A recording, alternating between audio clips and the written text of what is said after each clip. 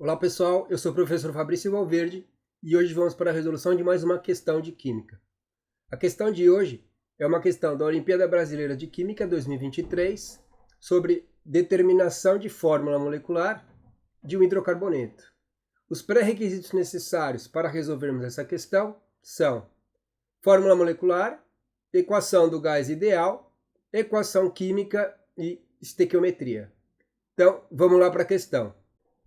A questão é a seguinte: um anestésico gasoso com fórmula molecular desconhecida tem 85,63% de carbono e 14,37% de hidrogênio em massa.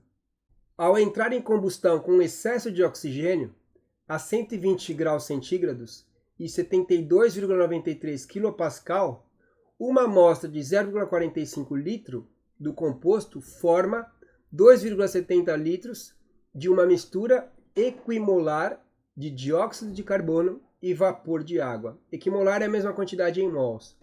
Qual é a fórmula molecular do anestésico desconhecido? Considere que os gases têm comportamento ideal. E aqui nós temos as 5 alternativas. Por onde a gente vai começar a resolver essa questão? Bom, podemos fazer uma confirmação aqui, como nós temos a porcentagem de carbono e a porcentagem de hidrogênio, nós podemos determinar a fórmula empírica desse composto, ok? Então, imagina que eu tenho 100 gramas de amostra. Se eu tenho 100 gramas de amostra desse composto desconhecido, desse anestésico aqui, o que eu posso imaginar? Que desses 100 gramas, por isso que está aqui em porcentagem, imagina que em 100 gramas, 85,63 gramas são carbono, e 14,37 gramas são hidrogênio. Então, nós podemos começar por aí. Então, para o carbono, eu tenho que transformar essas quantidades que estão em massa para mol, porque a fórmula molecular, esses valores aqui, indicam quantos mols do composto tem na molécula. Ok? Então, vamos fazer isso para o carbono. Então, em 1 mol de carbono, quantas gramas eu tenho? 1 mol está sempre relacionado com a massa molar ou com a massa atômica. Nesse caso aqui, a massa atômica do carbono, vamos usar 12 gramas. Tá? Então, 1 mol de carbono está para a sua massa atômica, que é 12 gramas. Só que quantas gramas eu tenho de carbono? Se eu imaginar 100 gramas de amostra, 85,63 gramas são carbono. Então, vamos colocar aqui 85,63. Aí grama cancela com grama. Fazendo essa multiplicação e dividindo por 12, eu vou ter aí 7,14 mol de quem? De carbono. Tá? Vamos fazer a mesma coisa agora para o hidrogênio.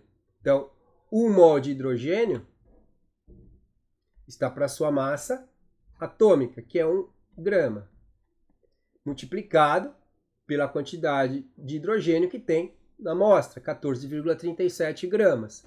Então, 1 mol de hidrogênio está para a sua massa atômica, multiplicado pela 14,37 gramas, que é a quantidade de hidrogênio que teria em 100 gramas. 14,37, né? Aqui como é 1, que é 1, aqui é a própria resposta, é grama cancela com grama, eu obtenho a resposta em mol. Tá? Então vai dar 14,37 mol de hidrogênio. Tá? Então aqui nós temos o número de mols de carbono, aqui nós temos a quantidade em mol de hidrogênio. Para determinar a fórmula empírica, o que nós vamos fazer? Nós vamos pegar o carbono, colocar aqui a proporção dele, 7,14, tá? E vamos fazer a mesma coisa para o hidrogênio, só que o número de mols de hidrogênio é 14,37. Então, o hidrogênio, 14,37. Tá? E aí, o que nós fazemos agora? Nós dividimos pelo menor número de mols. Quem que é o menor número de mols? É o do carbono, 7,14. Então, nós vamos dividir os dois para achar a relação entre carbono e hidrogênio pelo menor número de mols. Então, vão ser divididos por 7,14 aqui. Tá? Então, dividido pelo menor número de mols, que é 7,14, para a gente achar o fator, a relação entre carbono e hidrogênio, a proporção entre eles. Aqui vai dar 1, certo? Então vai dar 1 carbono. Aqui 7,14 vezes 2 daria 14,28. tá? Mas aí dentro do erro experimental, 14,37 dividido por 2 vai dar 2 hidrogênios. Então a proporção entre eles, carbono e hidrogênio, é 1 carbono para 2 hidrogênios. Ó, por aqui já dava para ter uma ideia. Ó. Esse valor aqui seria multiplicado por 2, seria o dobro de hidrogênio. Então, 1 carbono para o dobro de hidrogênio. A gente chegou aqui. Essa daqui é a fórmula empírica, não é a fórmula molecular. Se a gente tivesse achado a fórmula molecular, era fácil determinar quem que era o composto. Tá? A gente fazia essa multiplicação.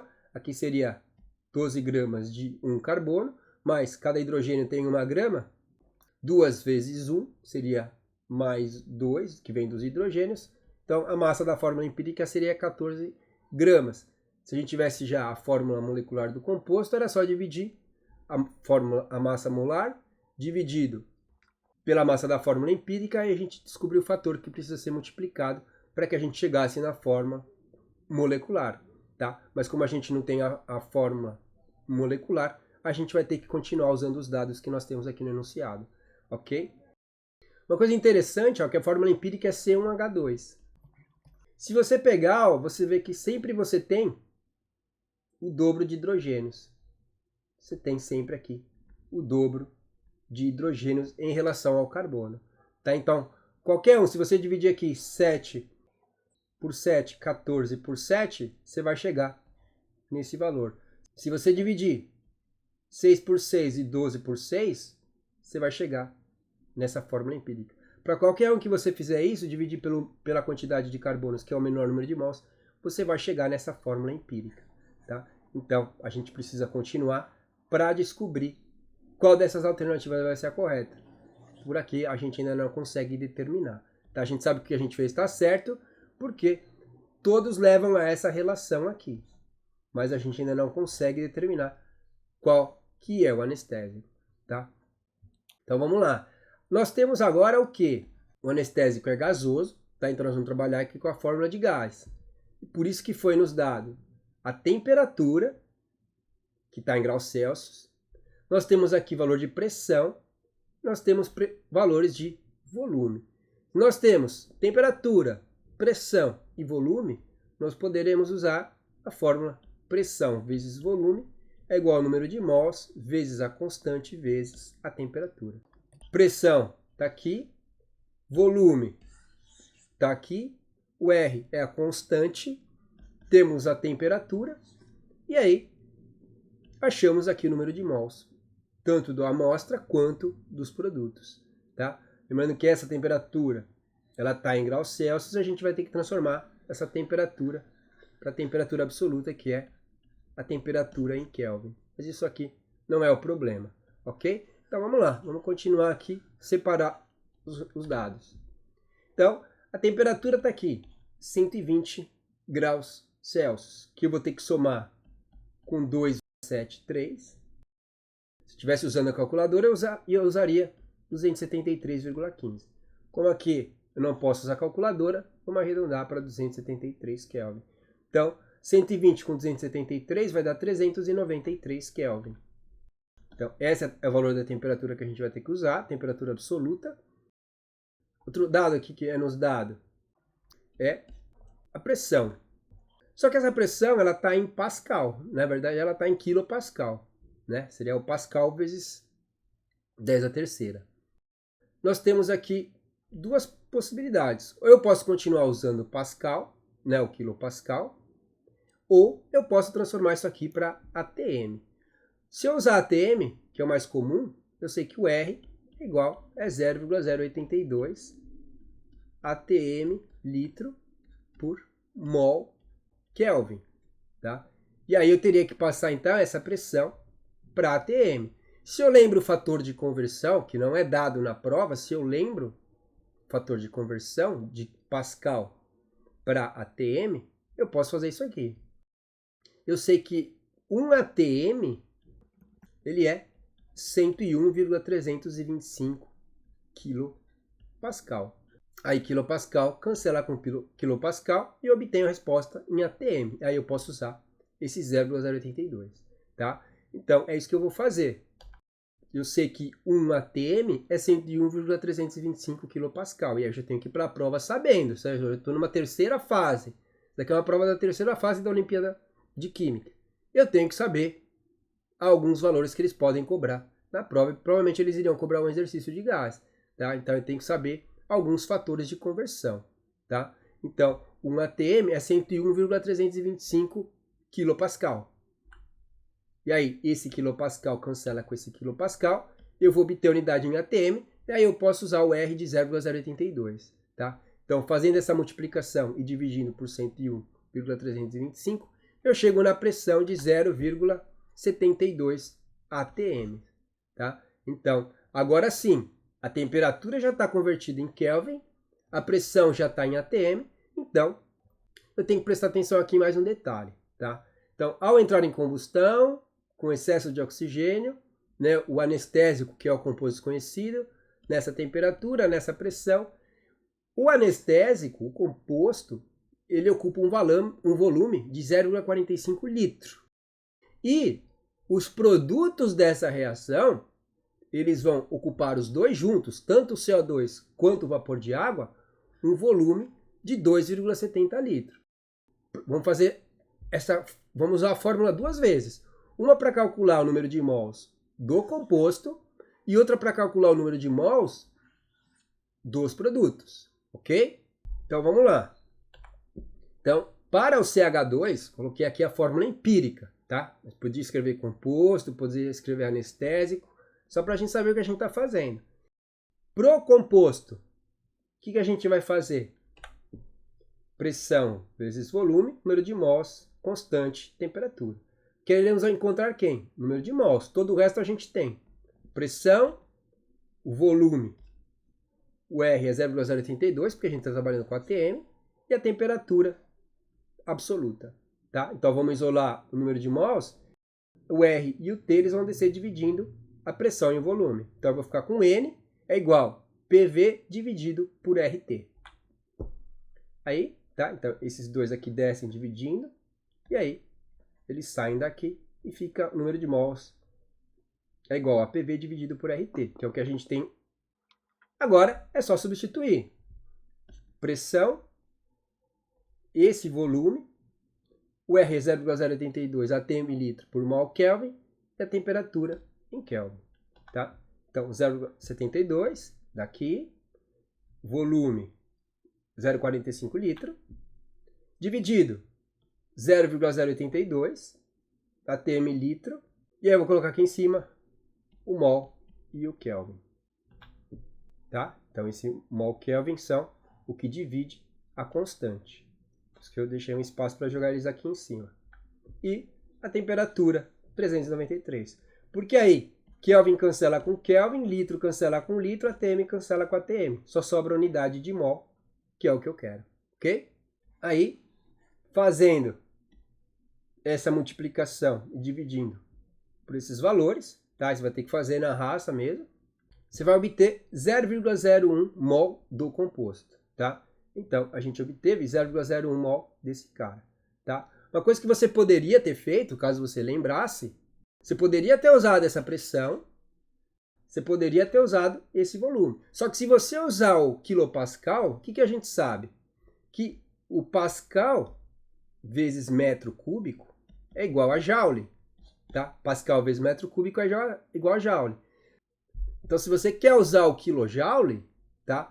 Você vai ter que pegar esse 0,45 e vai ter que transformar para metro cúbico. Então, se você quisesse continuar os 72,93, o que você vai ter que fazer? Você ia pegar 0,45, só que vezes 10 a menos 3. E aí você ia estar trabalhando. Então, aqui você não ia usar 0,45, você ia usar 0,45 vezes 10 a menos 3. Aí você podia ter jogado esse valor aqui, tá? E aí, só que o R que você ia usar aqui ia ser o 8,3145. Só que como você vai estar trabalhando aqui com quilopascal, então você vai estar trabalhando aqui com quilojoule. Então, 8,3145, então, só que 10 a menos 3. Aí você estaria trabalhando com quilojoule, porque aí esse quilojoule ele vai estar relacionado com o quilopascal. 10 a menos 3, porque aí você tem kJ, então você vai ter o quilopascal. Então, como aqui é metro cúbico, então você tem que transformar esse volume para metro cúbico dessa forma, tá? 0,45 vezes 10 a menos 3. Se você usar esses valores, você vai chegar no mesmo resultado de 0,01, tá? Então você pode usar 8,3145 vezes 10 a menos 3. E aí aqui você usa 72,93, tá? Só que aqui é 0,45 vezes 10 a menos 3. Se você usar esse valor de pressão, esse valor de volume, esse valor de R, você vai chegar na mesma resposta de 0,01, ok? Então, aí vai do que você lembra de unidades aí de constantes para você estar trabalhando, tá? Então, se você lembrasse disso aí, que aqui teria que estar em metro cúbico, e aí você usaria o R como 8,3145 vezes 10 a menos 3, você poderia usar esses valores mesmo, tá? Agora, se você lembra que o fator de transformação de atm para quilopascal é 101,325, você pode usar também. E aí, o R é 0,082. Então, agora nós vamos fazer a mesma coisa para o produto, tá? Aqui, o que eu vou fazer? Ele está falando aqui que é uma mistura equimolar, tá? Uma mistura equimolar, 2,70 litros de uma mistura equimolar de CO2 e vapor de água. Então, se você vai ter o mesmo número de mols de CO2 e água, esses dois reagentes vão estar na mesma quantidade em mols, o que eu vou fazer? Eu vou pegar 2,70 e vou dividir por 2, que vai dar 1,35 litros. Então, cada um desses gases, tanto o CO2 quanto o vapor de água, eles ocupam um volume de 1,35 litros, que somados dá 2,70. Então, se você usar o 2,70, você vai chegar na mesma resposta. Só que no final você vai ter que dividir por 2 para chegar na resposta que eu obter. Eu já vou fazer específico para o CO2. Então, eu vou fazer aqui 2,70 dividido por 2, que vai me dar 1,35. E aí eu já vou saber que esse número de mols que eu vou obter vai ser tanto para o CO2 quanto para o vapor de água, tá?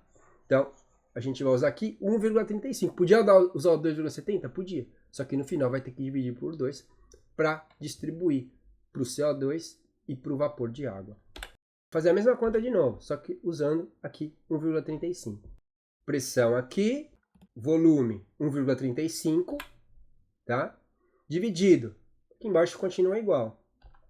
0,082 e a temperatura é a mesma, tá? Porque aí Kelvin cancela com Kelvin, litro cancela com litro, atm cancela com atm, só sobra mol, que é o que eu quero. Aí, fazendo essa multiplicação e dividindo por isso aqui, eu chego em 0,03 mol de CO2, ok? E aí, para onde a gente vai agora? Vamos montar a equação química para distribuir esses números de mols. Então, o que eu sei aqui? Eu sei que o CH2, que é a minha fórmula empírica, reage com oxigênio, tá? Reage com oxigênio para formar CO2 e vapor de água. A fórmula empírica reage com oxigênio, formando CO2 e água, tá? CO2 e água. O que eu sei aqui, tá? Se eu tivesse usado 2,70, o que ia acontecer? Eu ia obter 0,06 mol. Só que, como é a mistura equimolar, então 0,03 ia vir daqui e 0,03 mol ia vir daqui. Tá? Então eu teria que dividir isso aqui por 2 para chegar nesses valores. Ok? Então, como eu falei, dá no mesmo. Tá? Então, 0,003. E aí, vou pegar o 0,01 e vou jogar embaixo do composto. Eu achei a relação entre eles em mols. E aí, o que eu sei? Que daqui para cá eu estou dividindo por 3. Então, daqui para cá, eu vou ter que dividir por 3. Para trabalhar com o número inteiro, o que eu vou fazer? Eu vou colocar 3 aqui e 3 aqui. E aí eu sei que se daqui para cá eu estou dividindo por 3, daqui para cá eu vou ter que dividir por 3. Então, aqui o coeficiente estequiométrico seria 1. Só que isso aqui não faz sentido. Por quê? Porque o carbono tem que fazer 4 ligações, e aqui ele só está fazendo 2. né? Então está faltando alguma coisa.